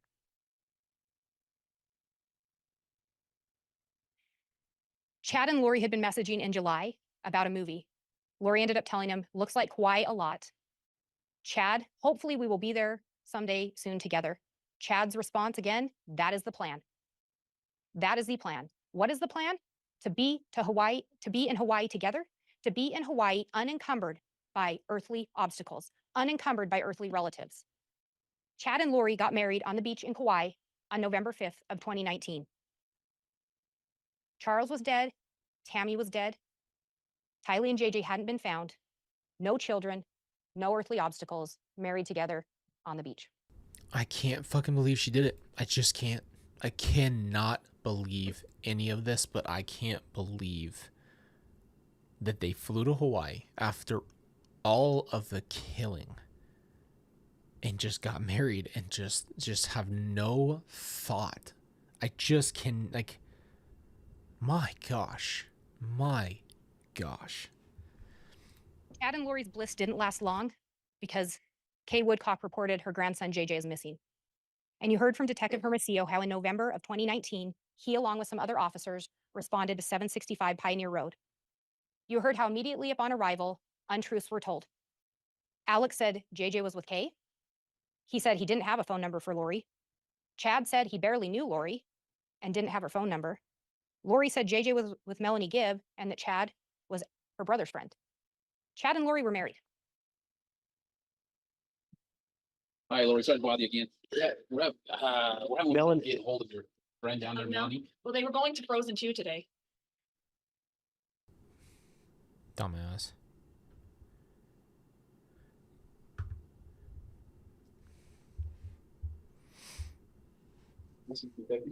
Hello. Me too. So, we're here. Oh, it's a big mess. I just talked to the guy on the phone. And what do you ask you? He was just saying that you wanted to do a well check on JJ. A well so check? JJ would be where? He's in Arizona. Who's he with in Arizona? He's with one of my friends in Arizona. You hear her? Man, if I would have heard that in that time. Her brother's friend. Just talked to the guy on the phone. And what do you ask you? He was just saying that you wanted to do a well check on JJ. So JJ would be where? He's in Arizona. Who's he with in Arizona? He's with one of my friends in Arizona. Oh. Hi. Oh, you got a notepad? No, let me get one. No. Come here. Mind if he comes in. So, All right. who's the friend he's with? My friend Melanie. Her son has autism. Stuff that was going on. If you want to know, it's a lot of stuff. So. Well, that's why we're concerned, because it just was kind of weird. It is very weird. I've had to move around a lot. One of my brothers is trying to kill me, not the brother that lives So Adam's trying to kill Lori. here. Obviously, he's kind of my protector. But everyone is causing me trouble right now. So. We don't want to cause a lot of trouble. How long have you been here? We've only been here since September. Yeah. We moved up here in September. My daughter to go to BYUI. They can go pull those records. We had two detectives over here trying to, Looking for you Oh. a little while ago. Oh, because I was at the store. and they ran into, well, probably one of your brothers. In My the back brother here. and his friend, probably. Oh, Fucking idiot. So stupid. I mean, Chad. Chad from Round. Oh, you knew it was his friend?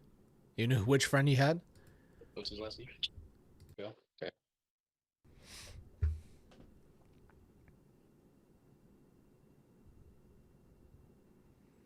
On that same day, Chad called Melanie Gibb and he told her, the police are going to call, don't answer.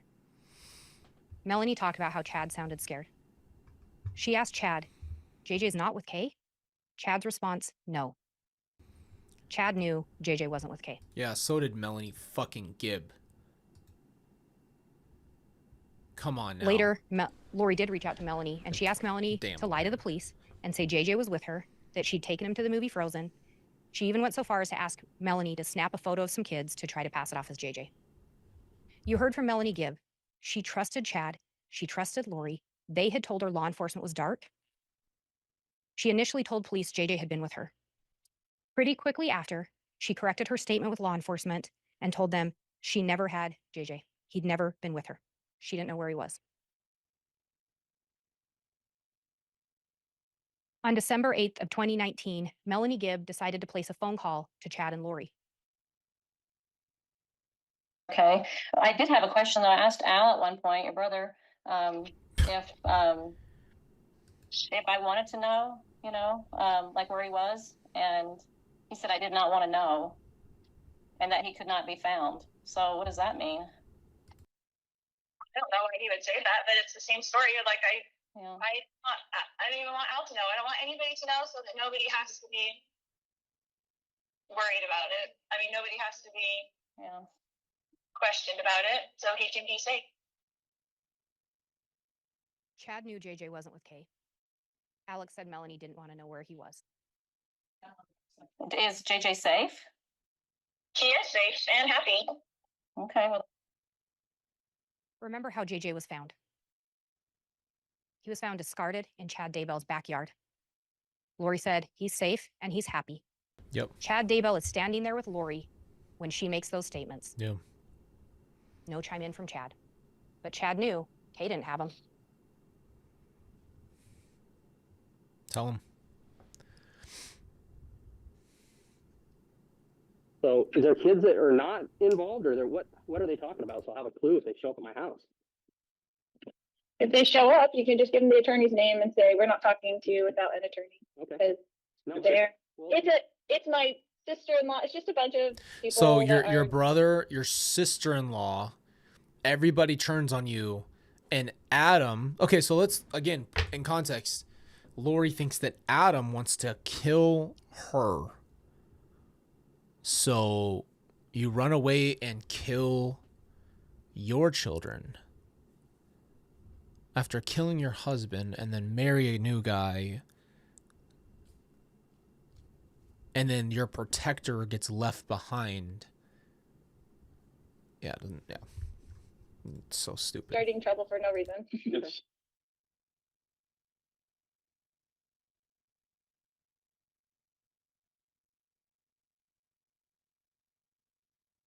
You just heard an excerpt of Chad talking to Jason Williams. But before that, on that December 8th call with Melanie Gibb, Chad ends up chiming in, and he's trying to explain the Tammy situation. People are out to get us. People are making stuff up, such as my sister-in-law. Tammy died naturally. Tammy died in her sleep. Tammy was having health issues. Her heart was about to give out. My kids will testify to that. So Oh, is hell there yeah, kids they that will. are not involved, or what are they talking about? So I'll have a clue if they show up at my house. They'll they show up- his kids will back him up for whatever reason on the planet Earth. They will want to back this dude up.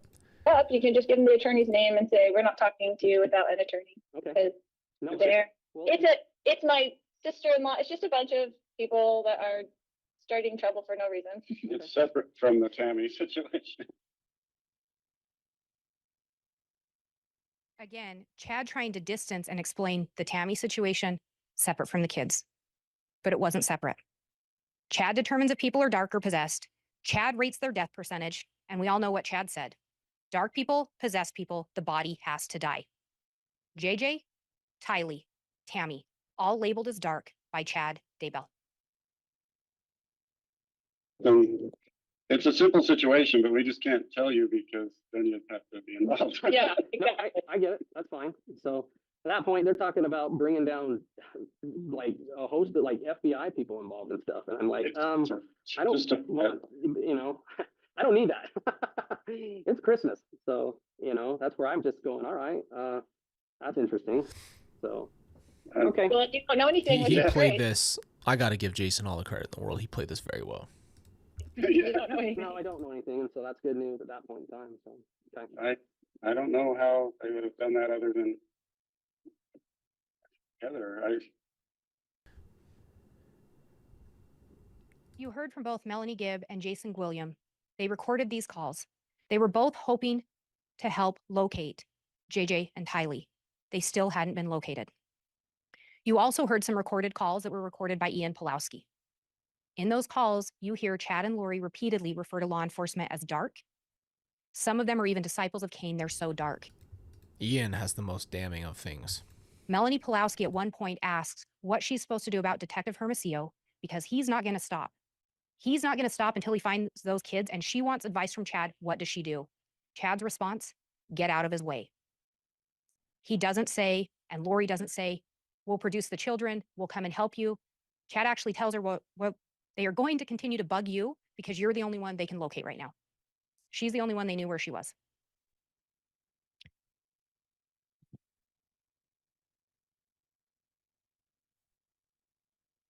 Back in October, Lori had messaged Alex, or had messaged Chad about Alex. She had some concerns.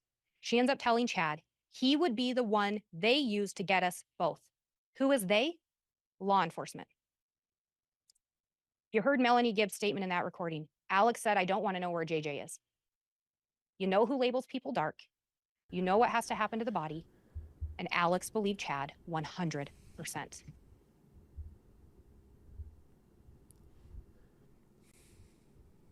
In November of 2019, Chad gave Alex a patriarchal blessing.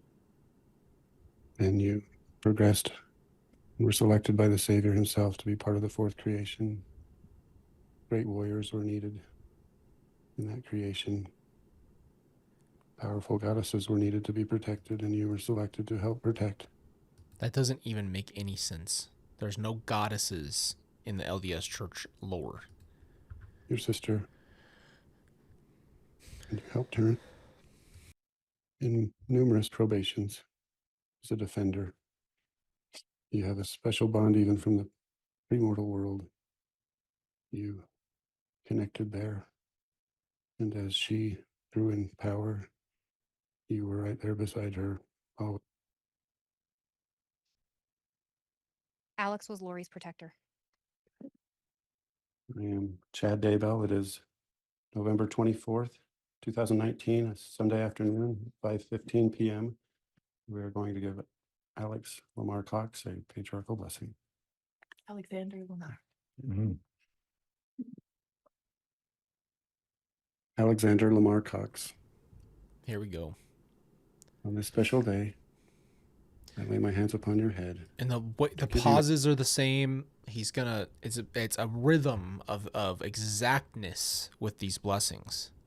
A patriarchal blessing, as part of the member of the Church of the Firstborn, that you have earned the privilege to be a member of.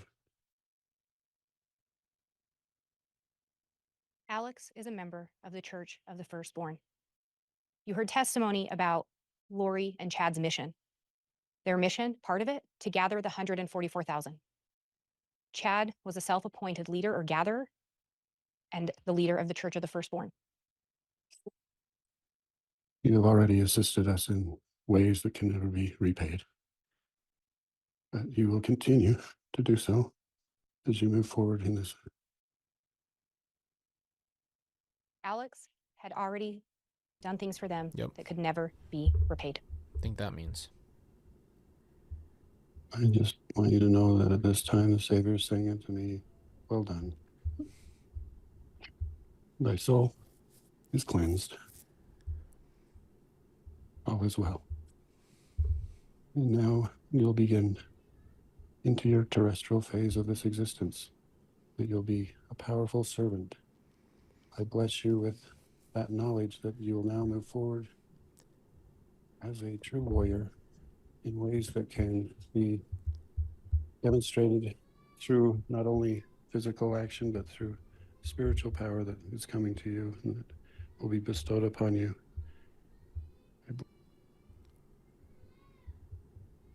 Alex had been cleaned. Whatever acts he'd done, he'd been absolved of them now, according to Chad. I don't even think that Alex needed to be clean. This is the worst part. I don't think Alex wanted to be clean for what he just did. Alex wanted to be cleaned from other things in his life, his whole life. That was what got him here. It had nothing to truly do with what he just did to Tylee and JJ, or Tammy, or Charles, or Brandon. November 11th of 2019, Tammy Daybell's body was exhumed. Chad and Lori had a conversation with Alex that day, and Zulema talked to Alex after that. She said Alex seemed worried when he got off the phone. She questioned him. Alex ended up telling her he was worried he was going to be their fall guy. When pushed further, Alex said, I am either a man of God or I am not. Alex believed Chad 100%. Melanie Gibb had asked Lori at one point if she believed what Chad told her. Lori had responded that she did, but that if he was a Satan, he sure was a good one. On December 12th of 2019, on December 12th of 2019, Alex Cox ended up dying the day after Tammy's body was exhumed. An autopsy was conducted on Tammy's body, and you heard from both Dr. Eric Christensen and Dr. Lily Marsden They both unequivocally testified the manner of death was a homicide, the cause asphyxiation. And you heard them talk about the different manners of death. And you heard Dr. Christensen just yesterday talk about no sign the asphyxiation was a suicide, no sign the asphyxiation was natural, no sign the asphyxiation was accidental. That left homicide, death by the hands of another.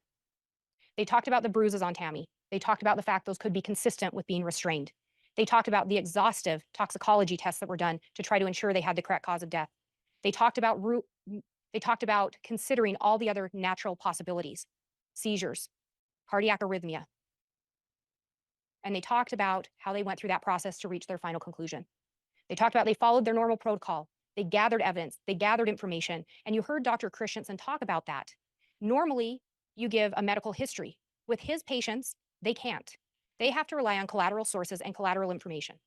They gather the medical records and they gather reports and statements surrounding that person's death, so they ensure they reach the correct conclusion.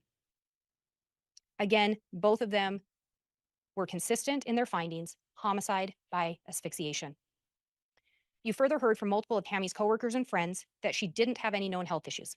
Tammy was very active by all accounts. She participated in fitness classes. She participated in clogging. She never missed work. She was reliable and a hard worker. The only reported health concerns to law enforcement came from Chad Daybell. You heard several officers talk about that, agents, investigators. Chad's kids didn't want to talk to law enforcement. They didn't want to provide information.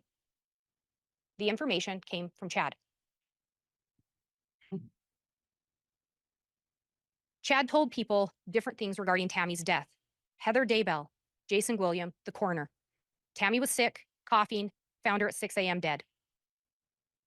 Also to Heather Daybell, no autopsy because the coroner had found matter in her throat. There was no testimony of that. She died of an embolism, also told to Heather Daybell. Chad said Tammy woke up at midnight, throwing up, and died at 2 a.m. Consistent that it's an embolism, different time of death to Alice Gilbert. He's smiling. Tammy was sick, coughing, went to bed around 10. Chad went at 1 and found her cold and dead on the floor to Hannah Munoz. Again, remember, Hannah went through the funeral line or the viewing line twice, once with each parent. Second time, Chad said she'd been coughing violently. Both went to bed at 10. He woke up at midnight and her body fell out of bed. Fuck him. While Tammy's autopsy was being conducted, while the kids were still missing, while Alex passed away, Chad and Lori remained in Hawaii, on the island of Kauai, living out the plan as set forth by Chad Daybell. They had money, power, sex, and no obstacles, and specifically no earthly relatives, no encumbrances. However, they left a wake of destruction and tears for those that had trusted them. Chad and Lori consistently told those around them it was all a misunderstanding. To Jason Williams, it's a simple situation. The kids were safe and it would all be cleared up in time. However, neither Chad or Lori ever came forward to provide any information on the whereabouts of the kids. Why would they? They were doing everything to cover that up. On June 9th and 10th of 2020, you heard multiple officers, investigators, detectives talk to you about the search of Chad Daybell's property. Agent Daniels described in detail how the search was conducted, and you heard multiple officers talk about the scene, the smell, the process, and the callousness of the way the children were discarded. You heard how the officers present at Tylee's scene were on their hands and knees, sifting through the dirt with their hands, small tools, in an attempt to locate Tylee's bones and her other remains. Tylee had been discarded in a pet cemetery with some of her remains in the fire pit as well. The investigators collected the bones, tissue, organs, and what has been described as a burnt mass. That's what was left behind of the child. Tylee had a whole life ahead of herself. You heard how JJ was buried by the pond, and you heard how once the soil was removed, there were rocks. Once the rocks were removed, there were boards. And once those boards were removed, you heard how they found JJ. JJ was 7 years old.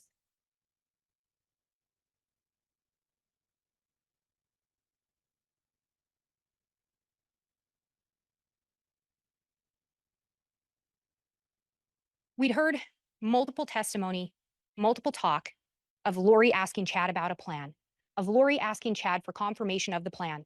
And one of those things that we heard was a call that took place on June 8th of 2020. I think in the slide it was dated as 2019. That call took place on June 8th of 2020, the day before Tylee and JJ were found.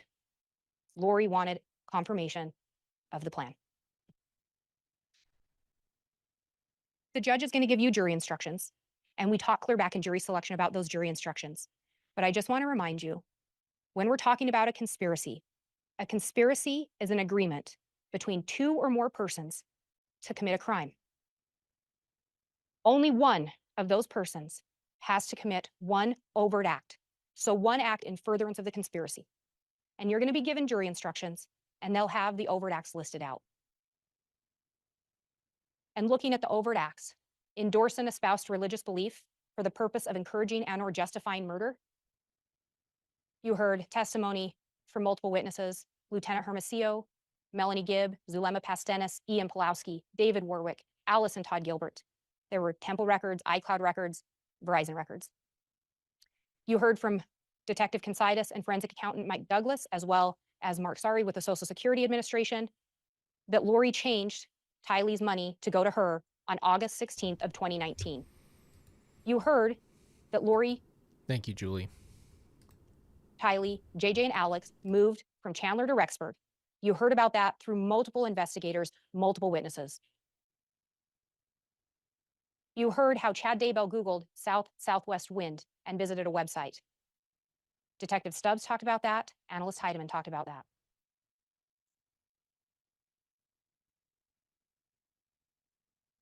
You heard from Agent Balance and Agent Wright, as well as Patrick Eller, how Alex went to apartment 175 in those early morning hours of September 9th.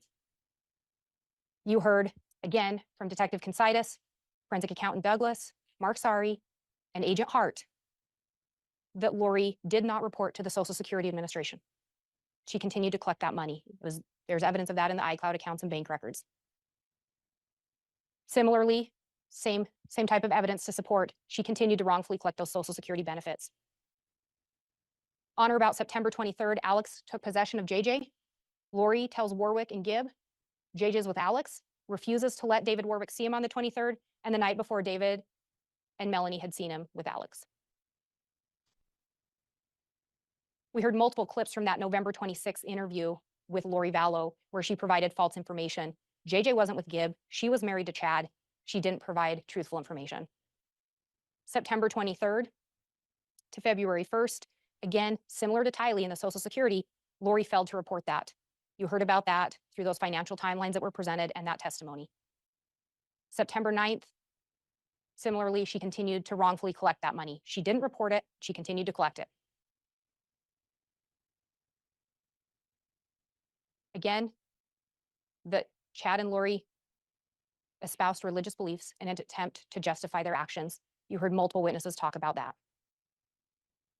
On September 1st, again, we've already talked about that. Multiple witnesses, multiple evidence showing they moved to Idaho.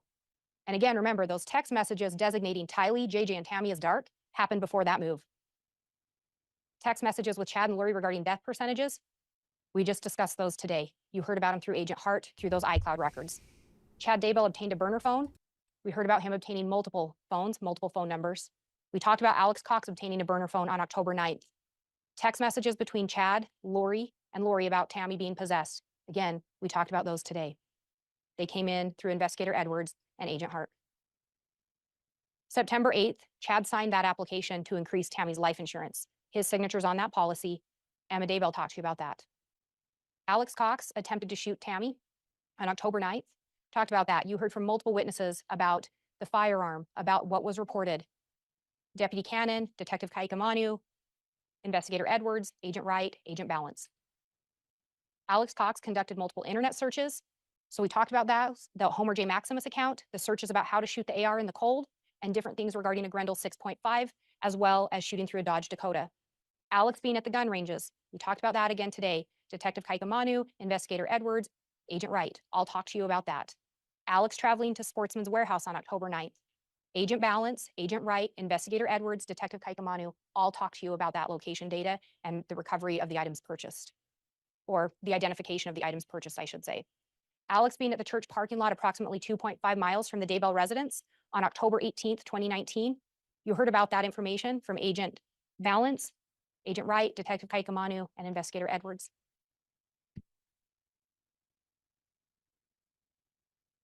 One other instruction that's going to be talked about and the court already has is principle to commit first-degree murder. When we're talking about principle, it can include aiding and abetting, so advising or assisting, encouraging, commanding, coercing another. Chad didn't ever have to actually physically cause the death of another person if you believe the state has met our burden with one of those other elements. If Chad advised or assisted, encouraged, commanded, coerced, and if it was premeditated, so planned or intended.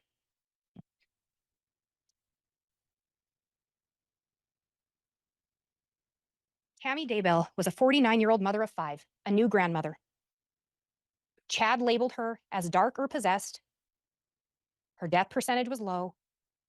We know what happens to the body. Tammy had to die. Tylee Ryan, a 16-year-old young lady with her life ahead of her.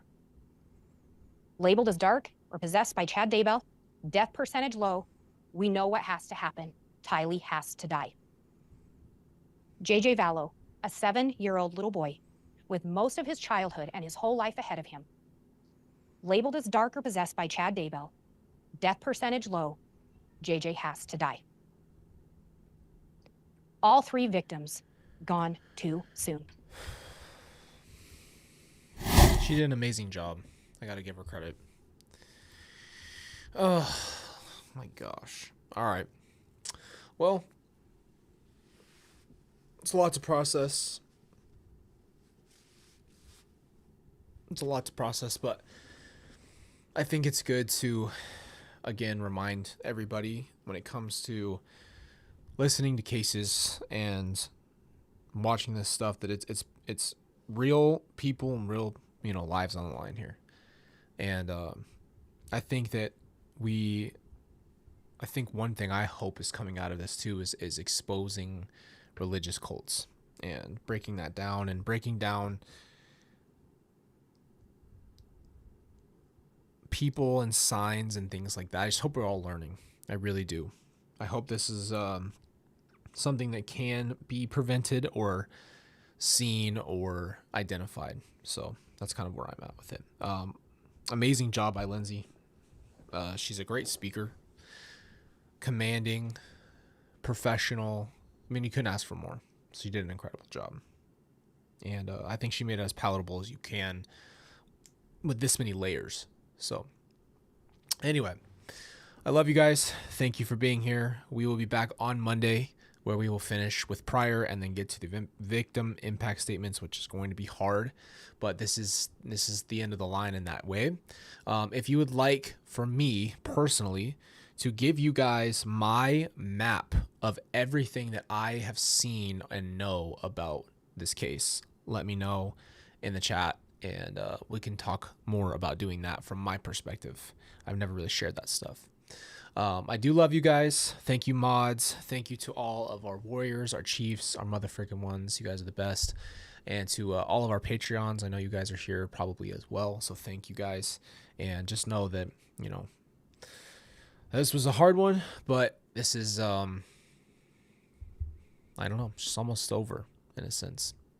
And that's a good thing. So with that being said, hope you guys have a good rest of your weekend. I'll check in with you on Monday, and I'll see you guys soon.